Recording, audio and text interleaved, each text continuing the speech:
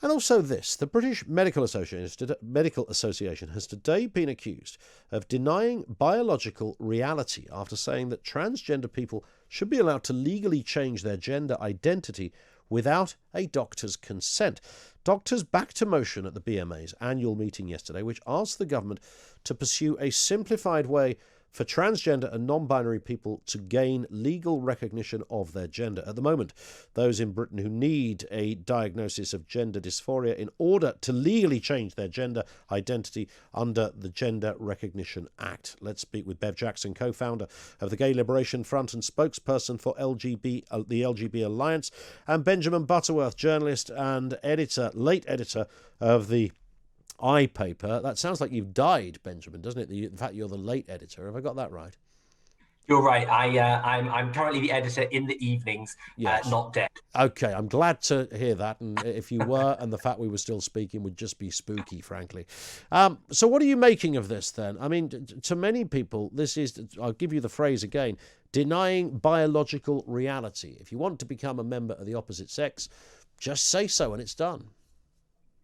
Well, what this is a great step forward for recognising that people who are transgender, of course, are usually recognise they're transgender from being quite young, at the similar sort of age that a person might start to realise they're gay or lesbian or bisexual. And in lots of countries in the world, including Ireland, which changed its law about 2-3 years ago, people are able to be recognised legally as the gender they identify without going through a long medicalised process before that first recognition. Now, this isn't a big change from what the rules are at the moment, from what the BMA is saying is a good idea, because someone who has to go through the medical process has to live by law for 2 years in the gender they wish to be recognised with. All this is saying, and lots of people support this, including now the British Medical Association, is that you should be recognised as that gender before that 2 years in which you present as it. Bev Jackson, respond to that if you would, Bev. Bev is from the spokesperson for the LGB Alliance. What do you make of that, what Benjamin has just told us? Well, I don't think it's true that it's not a big change. First of all, it's essential to have a diagnosis of gender dysphoria in order to be recognised as someone who is transgender. There is a lot of confusion here, I think, about what is sex and what is gender, and we really rather surprised to see that doctors of all people don't want not to recognise the importance of biological sex, which is extraordinarily important in medical conditions in particular, as we've seen with COVID. It's imperative to recognise a biological sex and not gender, which is a rather confusing sign, which a feeling or a belief that someone has about themselves, which actually nobody can quite define. It doesn't belong in medical science. Is this the problem, Benjamin, do you think? That, I mean, there are so many unanswered areas here. We have the BMA, you're backing this up, essentially coming up with statements that, half an hour ago would have been incredibly controversial, and now they're sort of all of a sudden very quickly, very fast, settled narratives. I mean, you say they're controversial. I think there's just such a lack of understanding about this. Now, of course, as Bev says, just about everybody is born with physical parts that are male or female. I don't dispute that. I don't make an argument about that. That would be absurd. But the fact is that there are people in our society who, with every fibre of who they are, were born in the wrong body to the way they identify. And having the legal recognition, the benefits of that, the security of that, the well-being for their mental health, for their rights in the workplace, for their rights not to be intimidated and discriminated and bigoted, be the receiving end of bigoted views. That's what's so important about this legal recognition. And the truth is that people who oppose this put them in a catch-22 situation. Because right now, as I said, you have to live. Let's say I'm not transgender, but let's say that someone who was born a man like me had always felt that they were a woman and identifies that way. They would have to live as a woman for 2 years in order to be legally recognised.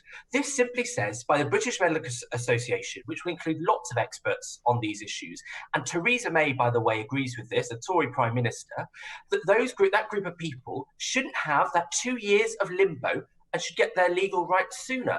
And given that there is a 50% suicide rate against trans young people, we know that that is the problem we should be worrying about. Bev Jackson, I mean, this Yeah. is a very serious point that Benjamin makes here. I mean, this is, you're in kind of no man's land. Sorry to bring agenda into it, but you take my point. You're in no man's land if you're in this place. You've got this 2 years of wondering what the heck is going on. What's the problem? Let me just first, before I answer your question, let me really object to this suicide rate statistic that's mentioned, which is completely false and can be traced back to an old study which essentially consisted of 27 people who were selected, rather self-selected. And it's very irresponsible to bandy these suicide statistics around, and I really object strongly to that. Also, I think that what Benjamin is doing is mixing up rather a lot of different things. Firstly, bigotry.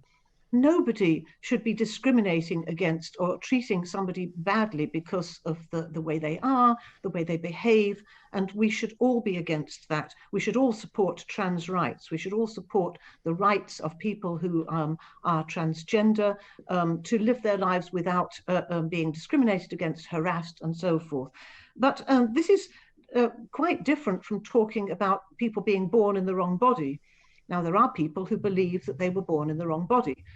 We personally don't believe that anybody can be born in the wrong body. And it sounds to me, you find that shocking, but we don't believe that somebody can be born in the wrong body. Okay, why is it bigotry, Benjamin?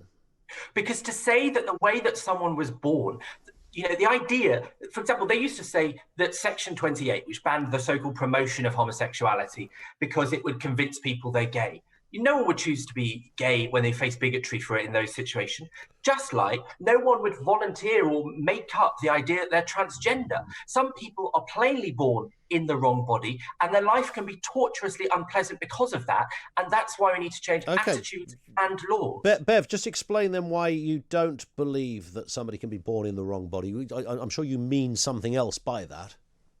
Yes, I certainly do. I mean, I listen to someone like Debbie Hayton, who's a trans person who suffered from gender dysphoria and has who now lives as a woman. What exactly that means, we could dispute. But Debbie lives as a woman, and she also accepts that she was born male. And she also has said very, very strongly that she doesn't believe that anybody can be born in the wrong body. And let's just be clear here. We're talking about medical treatment here, and let's bring it back to the importance of biological sex and the importance of why my organization was founded. Why did we found LGBT Alliance? Why did I have to come back 50 years after having fought for the rights of people whose orientation is towards others of the same sex? Why do I have to come back and fight for those rights again? It's because I'm afraid I do, because if you change sex to gender, you are actually erasing the rights of people whose orientation is towards others of the same sex. And within the LGBTQ community, I'm afraid I don't think it's much of a community, people who say that they're only attracted to others of the same biological sex are vilified and called transphobic. And that is the sad truth, that people who set up those organizations and for whom they were set up are now vilified and excluded. Why are from they? The very organizations. You're called, I mean, the whole TERF thing, you would have had all of these things, Bev, as we've discussed before. J.K. Rowling, often in the news. Benjamin, I noticed you calling her a lifelong transphobe just a couple of days ago on Twitter, despite really no evidence at all to make that claim. But this is the problem, Benjamin, isn't it? That if you disagree with something, a notion, an idea, you write it off as bigotry and you walk away carrying the trophy of morality. Let me tell you, I don't walk away. I make the argument, and that's why I come up with programs like this. Do you know what? To write someone off, to write off their rights, their ability to be equal, to be protected in law, to face less bigotry, that is something that is good. And people who oppose that are wrong, and they have a problem. It is discriminatory to say that trans people should not have this legal recognition. And the truth is that the idea that me as a gay person, and I don't know Bev's sexuality, but anybody as a gay or bisexual person, the idea that their rights are threatened by other people having equal rights is one of the oldest tropes in the book that has been used against every progressive movement. And it wasn't right then, and it's not right now. Bev, can you explain? I don't know your sexuality either, but your organisation, the LGBT... Well, I'm married to a woman. Okay, so you're gay, and so is Benjamin, but you have two completely different views on this specific point. Why is it in any way a problem or a challenge to you as a gay woman to have a person that was born a man become a woman? What's the challenge or the diluting of your identity or status in that? It doesn't dilute or affect my personal status at all. As I say, I'm married. Of course, it would be the case if I was a patient in a hospital and I would have a right to a single-sex ward, which is actually in the Equality Act 2010, that I would want those rights to be respected. And if you change sex to gender, then those rights are affected. But of course, I represent an LGBT organisation, and it's about the way lesbians are being affected that is most important to our particular organisation, and gay men as well, who are being told that they, for instance, a young lesbian who goes onto a dating site and finds that half of the people there are people with male bodies, and if she's only 18 or 19 and she's not quite sure how to reject people in a tactful way, this causes all sorts of problems, and she finds herself being called transphobic. And you can shake your head, Benjamin, but we have what are you hundreds suggesting? and hundreds. Hang on, what are you suggesting? You're suggesting that those people force themselves, that they rape lesbian women? I mean, what on earth are you saying?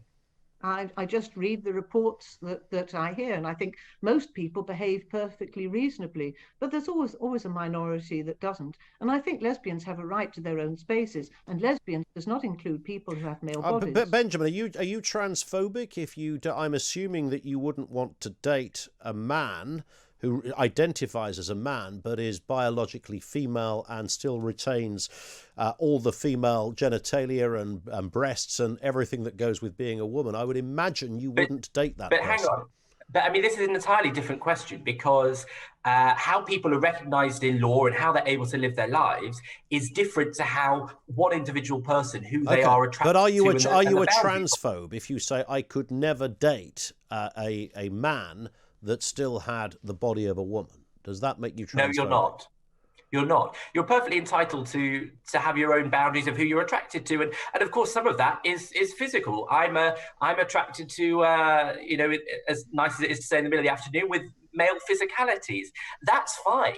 But it's one thing to have your own attractions, and it's another to say that because of hideous made-up fears that some kind of trans people are sort of coming over the mountain to attack you, this mythical nonsense, and to say that they shouldn't get the same recognition in law because of that. All right, Benjamin, I know you've got to go. Bev, final word from you. How would you respond to what Benjamin's just said?